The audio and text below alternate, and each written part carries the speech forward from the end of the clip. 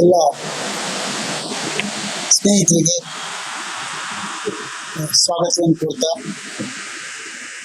ತುಂಬ ಸಂತೋಷ ಆಯ್ತು. ನನಗೆ ಪುತ್ತೂರು ಇಡೀ ಕರ್ನಾಟಕದಲ್ಲಿ ಹಿಂದುತ್ವದ ಕೋಮುವಾದದ ಪ್ರಯೋಗಶಾಲೆ ಇತ್ತು. ನೀವೆಲ್ಲೇ ಹೋಗಿ ಈ ಪುತ್ತೂರಿನವ್ರು ಹೇಳಿದ ತಕ್ಷಣ ಅವರೊಂದು ಹೊಸ ರೀತಿಯಲ್ಲಿ ನೋಡ್ತಾರೆ, ನಮ್ಮನ್ನು ಬೇರೆ ರೀತಿಯಲ್ಲಿ. ಅಂತ ಸ್ಥಿತಿಯಲ್ಲಿ ನನಗೆ ಮೊನ್ನೆ ರಾಮಚಂದ್ರ ಅವ್ರ ಮನೆಗೆ ಬಂದು ಹೇಳೋದು ತುಂಬ ಖುಷಿ ಆಯಿತು.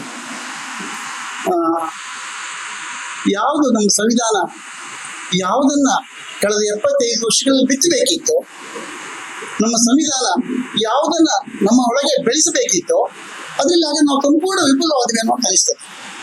ಯಾಕೆ ಅಂತಂದ್ರೆ ನಾವು 2 ನಿಮಿಷ ಮಾತಾಡಿ. ಯಾಕೆ ಅಂತಂದ್ರೆ ಈ ದೇಶಕ್ಕೆ ಸ್ವಾತಂತ್ರ್ಯವನ್ನ ಕೊಟ್ಟಿದ್ದು ಅದು ಪರಿಪೂರ್ಣವಾಗಲಿಕ್ಕೆ 3 ಜನ ಕಾರಣ ಅಂತ ನನಗೆ ಅನ್ಸೋದು. ಒಬ್ಬರು ಗಾಂಧಿ ದೇಶಕ್ಕೆ ಸ್ವಾತಂತ್ರ್ಯ ಕೊಟ್ಟರೆ ಅದಕ್ಕೊಂದು ಆರ್ಥಿಕ ಸ್ವಾತಂತ್ರ್ಯದ ಬಗ್ಗೆ ಸ್ಪಷ್ಟವಾದ ಕಲ್ಪನೆ ಇದ್ದಿದ್ದು, ಮತ್ತು ಗಾಂಧಿಯಿಂದ ಕೂಡ ಹೆಚ್ಚು ಸ್ಪಷ್ಟವಾಗಿದ್ದು ನೆಹರು. ಆರ್ಥಿಕ ಸ್ವಾತಂತ್ರ್ಯವನ್ನು ನೆಹರು ಕೊಟ್ಟರು. ಆದರೆ ಸಾಮಾಜಿಕ ಸ್ವಾತಂತ್ರ್ಯವನ್ನ ಈ ಸರ್ಕಾರದ ಸವಲತ್ತುಗಳು ಈ ಸಮಾಜದ ಕಟ್ಟಕಡೆ ಮನುಷ್ಯನಿಗೆ ಸಿಗೋ ತನಕ ಆಗುವಂತ ಒಂದು ಸಾಮಾಜಿಕ ಸ್ವಾತಂತ್ರ್ಯವನ್ನು ಕೊಟ್ಟದ್ದು ಅಂಬೇಡ್ಕರ್. ಈ 3 ಜನರ ತ್ರಿಮೂರ್ತಿಗಳನ್ನ ನಾವು ಯಾವತ್ತು ಮರೆತು ಆವಾಗ ನಮ್ಗೆ ಯಾವತ್ತೂ ಕೂಡ ಭವಿಷ್ಯ ಇಲ್ಲ ಅಂತ ಅನಿಸ್ತದೆ. ಆವಾಗಲೇ ನೆಹರು ಹೇಳಿದ್ರು, ಗಾಂಧಿಯಿಂದ ಸ್ಪಷ್ಟವಾಗಿ ಹೇಳಿದ್ರು, ಧಾರ್ಮಿಕತೆಯನ್ನ, ದೇವಾಲಯಗಳನ್ನ, ದೇವರನ್ನ ಹೊರಗಡೆ ತರಬೇಡಿ. ಆದ್ರಿಂದ ಅವರು ದೇವಸ್ಥಾನಗಳನ್ನು ಕಟ್ಟಲಿಲ್ಲ, ಮಂದಿರಗಳು ಕಟ್ಟಲಿಲ್ಲ. ಇಂಥ ನಾನು ಕೆಲವು ಪದಗಳನ್ನ ಅನ್ಪಾರ್ಲಿಮೆಂಟರಿ ವರ್ಡ್ಸ್ ಯೂಸ್ ಮಾಡೋದಿಲ್ಲ. ಬಾಬಾಗಳನ್ನ, ಗುರುಗಳನ್ನ ಬೆಳೆಸಲಿಲ್ಲ. ಅವರು ಆಸ್ಪತ್ರೆಗಳನ್ನು ಕಟ್ಟಿದ್ರು, ಡ್ಯಾಮ್ಗಳನ್ನು ಕಟ್ಟಿದ್ರು, ಕೈಗಾರಿಕೆಗಳನ್ನು ಕಟ್ಟಿದ್ರು. ಅದ್ರ ಮುಖಾಂತರ ನೀವು ಯಾವುದೇ ಜಾತಿಯವರಾಗಿ ಯಾವುದೇ ಧರ್ಮದವರನ್ನು ಮನೆಯಲ್ಲಿ ಇಟ್ಕೊಳ್ಳಿ, ಸಮಾಜಕ್ಕೊಂದು ತರಬೇಡಿ ಅಂತ. ಆದ್ರೆ ಏನಾಯ್ತು ಈಗ ಪ್ರತಿಯೊಂದು ಕಾಲಿಗೆ ಒಬ್ಬೊಬ್ರು ಸ್ವಾಮಿಗಳು ಸಿಗ್ತಾರೆ, ಪ್ರತಿಯೊಂದು ಜಾತಿಗೆ 4 ಗುರುಗಳು ಸಿಗ್ತಾರೆ. ಎಲ್ಲರಿಂದ ಹೆಚ್ಚು ದೂರ ಅಂತ ನಿನ್ನೆ ಅದೆಲ್ಲೋ ಪ್ರಯಾಗರಾಜಲ್ಲಿ ನೋಡಿದ್ದು. ಹಿಂದೂ ಸಂವಿಧಾನ ಅಂತ ಏನೋ ಒಂದು ಮಾಡಬೇಕು ಅಂತ ಯಾರೋ 1 ವರ್ಷ ಶುರು ಮಾಡಿದ್ದಾರೆ. ಹಾಗೆಲ್ಲಾದ್ರೂ ಮಾಡಿದ್ರೆ ಈ ದೇಶಕ್ಕೆ ಭವಿಷ್ಯನೇ ಇಲ್ಲ. ಇದು ದೊಡ್ಡದಾದ ಪ್ರಾಬ್ಲಮ್. ನಾವು ನಿನ್ನೆ ವಿಶ್ವನಾಥ್ ರೈ ಹತ್ರ ಹೇಳ್ತಾ ನಾನು ಮಾತಾಡಿದೆ. ಇದು ಹೊಸ ರೀತಿಯಲ್ಲಿ ಅವರು ಅಫ್ಕೋರ್ಸ್ ಇಡೀ ದೇಶದ ಒಂದು ಶಾಂತವಾದ ಸರೋವರವನ್ನ ಫಸ್ಟ್ ಕದಡಿದ್ದು ಅದ್ವಾನಿ ಅವ್ರ ರಥಯಾತ್ರೆ. ಅದಕ್ಕೊಂದು ಕಲ್ಲು ಹೊಡೆದು ಇಡೀ ದೇಶದ ಮನಸ್ಥಿತಿಯನ್ನು ಹಾಳು ಮಾಡಿಬಿಟ್ರು. ಆವಾಗಲೇ VP ಸಿಂಗ್ ಹೇಳಿದ್ರು, ಮಂಡಲ 87 ರಥಯಾತ್ರೆಯಿಂದ ಮೊದಲು. ಆಕ್ಚುಲಿ ಅದ್ರ ಸ್ವಲ್ಪ ಇವರ ಪಾತ್ರವೂ ಇದೆ. ನಾವು ಇನ್ನು ಮುಂದೆ ಹಿಂದುಳಿದವರು ಇಲ್ಲದೆ ಈ ದೇಶದಲ್ಲಿ ಯಾವುದನ್ನು ಮಾಡ್ಲಿಕ್ಕೆ ಆಗೋದಿಲ್ಲ. ತುಂಬಾ ಖುಷಿಯಾಗಿತ್ತು. ಅದು ಎಲ್ಲಿಗೆ ಹೋಯಿತು? ಇವತ್ತು ನಾವು ನೋಡ್ತಾ ಇದ್ದೇವೆ, ಯಾವುದೇ ಇದರಲ್ಲಿ ಒಂದು ಕೇಸರಿ ಶಾಲ್ ಹಾಕೊಂಡು ಇಷ್ಟುದ್ದ ನಾಮ ಬಳ್ಕೊಂಡು ಆ ದಲಿತರು ಅಂತ ನಾನು ಅವ್ರಿಗೆ ಅವ್ರಿಗೆ ಗೊತ್ತುಂಟು. ಅವರಲ್ಲಿ ಇಷ್ಟು ವರ್ಷ 75 ವರ್ಷಗಳಲ್ಲಿ ಈ ದೇಶದ ಪ್ರತಿಯೊಬ್ಬರು ಕೂಡ ಅವ್ರ ಮೇಲೆ ದಾಳಿ ಮಾಡಿದವರು ಕೂಡ ಅಂತವ್ರ ಜೊತೆಗೆ ಜೈ ಶ್ರೀರಾಮ್ ಹೇಳ್ಕೊಂಡು ಹೋಗ್ತಾರಲ್ಲ. ಹಾಗಾದ್ರೆ ಈ ದೇಶದ ದುರಂತ ಎಲ್ಲಿ ಹೋಯ್ತು? ಕಾರಣ ಇಷ್ಟೇ. 2000ರಲ್ಲಿ ವಿಜಯವಾಣಿ ಅಂತ ಒಂದು ಪತ್ರಿಕೆ ಶುರುವಾಯಿತು.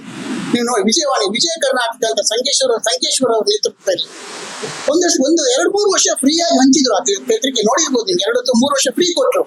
ಅದು ಯಾಕೆ ಅಂದ್ರೆ ಇಂಥ ವಿಷಯವನ್ನು ಬೆಳೆಸಲಿಕ್ಕೆ ನಮ್ಗೆ ಗೊತ್ತಾಗ್ಲಿಲ್ಲ. ನಾವು ಫ್ರೀ ಸಿಕ್ತು ಅಂತ ಎಲ್ಲರೂ ಪೇಪರ್ ತಗೊಂಡ್ವಿ. ಅಲ್ಲಿ ಈ ಚಕ್ರವರ್ತಿ ಸೂಲಿಬೆಲೆ ಅಂತವರು, ರೋಹಿತ್ ಚಕ್ರತೀರ್ಥ ಅಂತವರು, ಅಥವಾ ಮತ್ತಾರೋ ಈ ತುಂಬಾ ಜನ ಇದ್ದಾರೆ.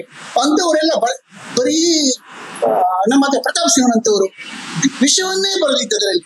ಹಿಂದೂಗಳು ಹಾಗೆ, ಟಿಪ್ಪು ಸುಲ್ತಾನ್ ಹೀಗೆ, ಮುಸ್ಲಿಮರು ನಮ್ಮ ಹಿಂದೂ ಹಿಂಸೆ, ಇಂಥ ವಿಷಯವನ್ನೇ ಕಳೆದ 3 ವರ್ಷ 4 ವರ್ಷ ಬರೆದು ಈ ಎಲ್ಲರಿಗೂ ಫ್ರೀ ಸಿಗ್ತಲ್ಲ, ಓದಿಗೂ ಎಲ್ಲರೂ ಓದಿದ್ರು. ಫ್ರೀಯಾಗಿ ಸಿಗ್ತದೆ, ಮಾರಾಟ ಮಾಡಿದ್ರೆ 4 ರೂಪಾಯಿ ಸಿಗ್ತದೆ. ಆಮೇಲೆ ಎಲ್ಲ ಈ ವಿಷಯವನ್ನೇ ತುಂಬಿಸಿದ್ರು. ಯಾವ ತರ ಮಾಡ್ತಾರೆ ನೋಡಿ. ಅದ್ರ ಜೊತೆಗೆ ವಿದ್ಯಾಭಾರತಿ ಶುರುವಾಯ್ತು, ಸಂಸ್ಕಾರ ಭಾರತಿ ಶುರುವಾಯ್ತು, ವನವಾಸಿ ಶುರುವಾಯ್ತು, ದುರ್ಗಾವಾಹಿ ಶುರುವಾಯ್ತು. ಇವೆಲ್ಲದೂ ಕೂಡ ಏಕಕಾಲದಲ್ಲಿ ಎಲ್ಲಾ ರೀತಿಯಲ್ಲೂ ದಾಳಿ ಮಾಡಿ ನಮ್ಮೊಳಗಿರುವಂತ, ಯಾಕೆ ಅಂತಂದ್ರೆ ಇಡೀ ದೇಶ ಒಂದು ಸುಂದರವಾದಂತ ಹೂತೋಟ ಇದೆ. ಇದು ಎಲ್ಲವನ್ನು ಎಲ್ಲವನ್ನು ಅದು ನನ್ನ ಶಾಂತಿವೀರಿ ಗೋಪಾಲ್ ಗೌಡ್ರು ಅಂತಿದ್ರು. ಆವಾಗಲೇ ಹೇಳ್ತಿದ್ರು ಅವರು, ಈಗ ಒಂದು 50 ವರ್ಷ ಮೊದಲೇ, ಆ ಜನಸಂಘದವರಿಗೆ ಎಂತ ಒಂದು ಬಣ್ಣ ಕೊಟ್ರಿ ನೀವು, ಅದೊಂದು ಬಣ್ಣನೇ ದಂಡ ಆಯ್ತಲ್ಲ. ಕೇಸರಿ ಬಣ್ಣವನ್ನೇ ವೇಸ್ಟ್ ಮಾಡಿಬಿಟ್ರಲ್ಲ. ಈಗ ಆ ಕೇಸರಿ ಬಣ್ಣನೇ ಹಾಳು ಮಾಡ್ಬಿಟ್ರು. ನಿಮ್ಗೆ ಅನ್ಸೋದಿಲ್ವಾ? ಆ ಕೇಸರಿ ಬಣ್ಣಕ್ಕೆ ಎಲ್ಲಾದ್ರೂ ಬೆಲೆ ಇದೆಯಾ? ಈಗ ಎಲ್ಲಿ ಹೋಯ್ತು ನೋಡಿ. ಆದ್ರಿಂದ ನಾವು ಅಂತ ಸ್ಥಿತಿಯಲ್ಲಿ ಇದನ್ನು ಶುರು ಮಾಡಿದಾಗ ಮಾನವ ಬಂಧುತ್ವ ವೇದಿಕೆಯನ್ನು ಶುರು ಮಾಡಿದ್ದು ಅತ್ಯಂತ ಸಂತೋಷದ, ನಿಜವಾಗ್ಲೂ ಕೂಡ ಭಾರಿ ಒಂದು ಖುಷಿ ಆಗುವಂತ, ಎಲ್ಲರೂ ಕೂಡ. ಯಾಕೆಂದ್ರೆ ಹಿಂದೂ, ಕ್ರಿಶ್ಚಿಯನ್, ಮುಸ್ಲಿಂ, ದಲಿತರು ಅವೆಲ್ಲ ನಂತರ ನಾವೆಲ್ಲ ಮನುಷ್ಯರು, ಕೇವಲ ಮನುಷ್ಯರು ಮಾತ್ರ. ಈ ಮನುಷ್ಯತ್ವದ ಕಲ್ಪನೆ, ಪ್ರೀತಿಯ ಕಲ್ಪನೆ, ನಾವೆಲ್ಲರೂ ಒಂದು ಕಲ್ಪನೆ ಒಟ್ಟಿಗೆ ಹೋದ್ರೆ ಮಾತ್ರ ಇದನ್ನ ನಾನು ಯಾವತ್ತೂ ಹೇಳ್ತೀನಿ, ಗ್ರಾಸ್ ರೂಟ್ ಲೆವೆಲ್ ಅಲ್ಲಿ ಆಗ್ಬೇಕಿದೆ, ಗ್ರಾಸ್ ರೂಟ್ ಲೆವೆಲ್ ಆಗ್ಬೇಕು. ಆವಾಗ ಮಾತ್ರ ನಾವು ಏನಾದ್ರು ಹೊಸದನ್ನು ಸಾಧಿಸ್ಲಿಕ್ಕೆ ಸಾಧ್ಯ. ಸಣ್ಣದಾಗಿ ಇದು ಇವತ್ತು ಇದು ಒಂದು ಬೀಜ ಹಾಕಿದ್ದೇವೆ, ಈ ದೊಡ್ಡ ಮರ ಆಗಲಿ, ಈ ದೊಡ್ಡ ಮರ ಈ ಮರದ ನೆರಳಲ್ಲಿ ನಾವೆಲ್ಲರೂ ಕೂಡ ಸೇರುವಾಗಲಿ ಮಾಡಿದ ಎಲ್ಲರಿಗೂ ಕೂಡ ಅತ್ಯಂತ ಸಂತೋಷದ ಅಭಿನಂದನೆಗಳು ಸಲ್ತದೆ. ನಾನಂತೂ ನಿಮ್ ಜೊತೆಗಿದ್ದೇನೆ. ನಾನು ಯಾಕೆ ಮೊದಲು ಮಾತಾಡಿದೆ ಅಂದ್ರೆ ನಾನೊಂದು 12 ಮಂಗಳೂರಿಗೆ ಮುಟ್ಕೊಳ್ಬೇಕಿವ. ಆದ್ರೆ ನಿಮ್ಮೆಲ್ಲರ ಕ್ಷಮೆಯನ್ನ, ಎಲ್ಲ ಸ್ನೇಹಿತರ, ಹಿರಿಯರ ಪ್ರೀತಿ ಮತ್ತು ಕ್ಷಮೆಯನ್ನು ಕೇಳ್ತಾ ನಾನು ನಿರ್ಗಮಿಸ್ತಿದ್ದೇನೆ. ಇನ್ನೊಮ್ಮೆ ನಿಮ್ಗೆಲ್ಲರಿಗೂ ಕೂಡ ನನ್ನ ಹಾರ್ದಿಕವಾದ ಧನ್ಯವಾದಗಳು. ಮುಖ್ಯವಾಗಿ ಈ ಟೀಮಿಗೆ ನಾನು ನಿಮ್ ಜೊತೆಗಿದ್ದೇನೆ ಹೇಳಲಿಕ್ಕೆ ಬಯಸ್ತೇನೆ. ಸರ್, ಒಳ್ಳೆಯದಾಗ್ಲಿ. ನಮ್ಮ ದೇಶ ಗಾಂಧಿ ಕಂಡ ಕನಸಿನ ನನಸುಗಳು ನಾವು ಮಾಡ್ತಾ ಹೊಸ ಒಂದು ಸಮಾಜ, ಒಂದು ಸಮಾಜ ಅದು ಮುಖ್ಯ. ಅದರಲ್ಲಿ ನಾವು ಕಟ್ಟೆ ಕಟ್ಟುತ್ತೇವೆ, ಗೋಳಿಲ್ಲದ ಗುಂಗಿಲ್ಲದ ಸಮಾಜ ಕಟ್ಟುತ್ತೇವೆ ಅಂತ ಹೇಳಿ